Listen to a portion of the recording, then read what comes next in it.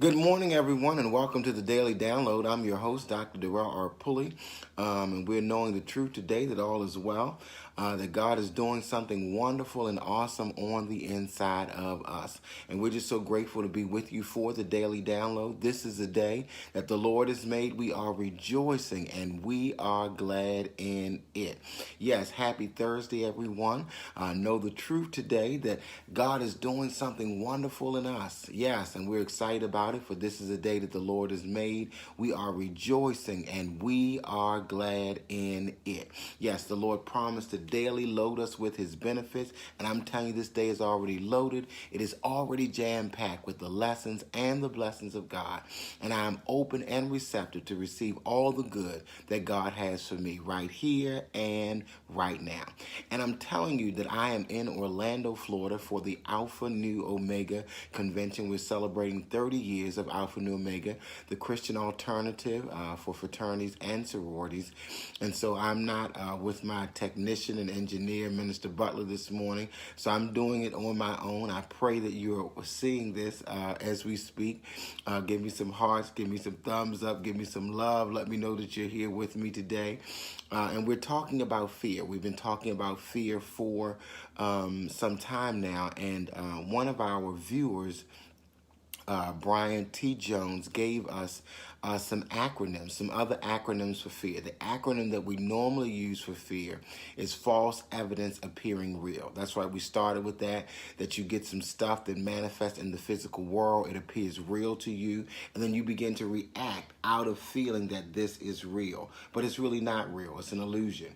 And so Brian T. Jones sent me in my inbox some other acronyms for fear, some that I never heard of. And so we're sharing them with you today because the Bible says that perfect love casts out all fear.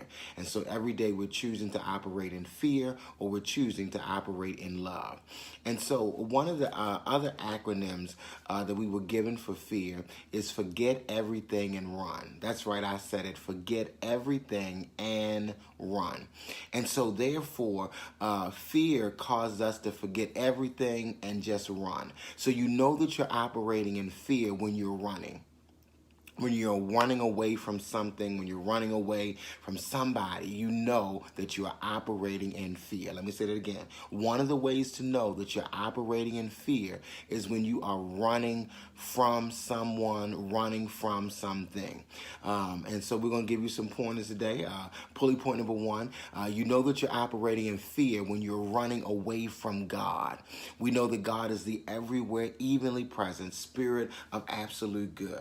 But sometimes we get the idea that there's some kind of way that we can run away from God. There's some kind of way that we're going to get away from God, get away from God's call on our lives, get away from the presence of God. But David said, where can I go from God's presence? I can't run away from God's presence. If I make my bed in hell, God is there. If I go to the depths of the sea, guess what? God is there too. If I go and take my wings and ascend to the heavens, he says even God is there. So there's nowhere that I can go and not be in the presence of God. And so whenever you feel that you're running away from God, running away from your good, running away from what God has called you to do, where God has told you to go, who God has called you to be, what God has told you to say, that you're operating in fear. And Jonah knew about that, because Jonah, the Lord told him to go to Nineveh and to preach. And Jonah said, no, I'm not doing that. So he began to run in the opposite direction of where God told him to go. And some of us today are like Jonah. We're running in the opposite direction of where God told us to go. And so Jonah went to Tarshish. He got on the ship and he said, I'm going to Tarshish. I'm going in the opposite direction of where God is calling. We know what happened with that. That the storm came, they threw him overboard. He was in the belly of the big fish. But the idea of the story is that he could not run away from God. Eventually, he came to his senses and he had to go to Nineveh and actually do what it is that God has told him. You were created for a purpose. You were created to fulfill God's purpose and plan in your life. So there's no way that you can run away from it. There's no way that you can get away from it. So you might as well just throw up your hands and say, yes, yes, God. Yes to your will, yes to your way, and yes to your word. So pulley point number one, we know that we're operating in fear when we're trying to run away from God. And so I'm saying, instead of running away from God, how about getting in God's presence? How about running to that awareness of God's presence in your life, in your world, and in your affairs? Pulley point number two. Remember that our acronym today is forget everything and run. And so when we try to run away from God, we forgot that God is the everywhere evenly present spirit of absolute good. That's forgetting who God is, that you can't run away from God. And there is no spot where God is not. All right, pulley point number two. You know that you're operating in fear when you're running away from yourself. When you think that some kind of way that you can run away from your own thoughts, your own feelings, from your own stuff that's going on inside of you, don't you know that everywhere you go, you take you with you? That's right, I said it. Everywhere you go, you take you with you. So there's no way you can run away from yourself. So you might as well deal with the stuff that is going on inside of you, because wherever you go, you take the stuff with you. Wherever you go, you take you with you. And so there's no way that you can run away from yourself. When you're trying to run away from yourself, you've forgotten the truth of who you are. You've forgotten that you are a spiritual being living in a spiritual universe that is run by and governed by spiritual law, which is love, and principles undergirding that law.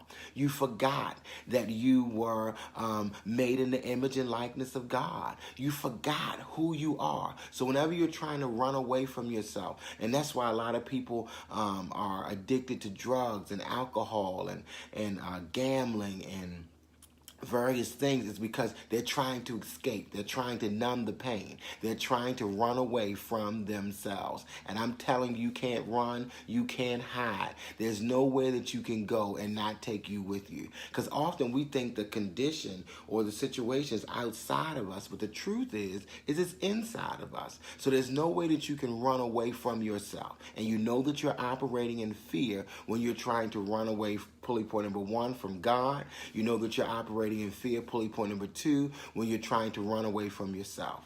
Pulley point number three, you know that you're operating in fear, which is forget everything and run, when you are running away from the mirror. That's right, I said it. Running away from the mirror. Every person in your life is a mirror.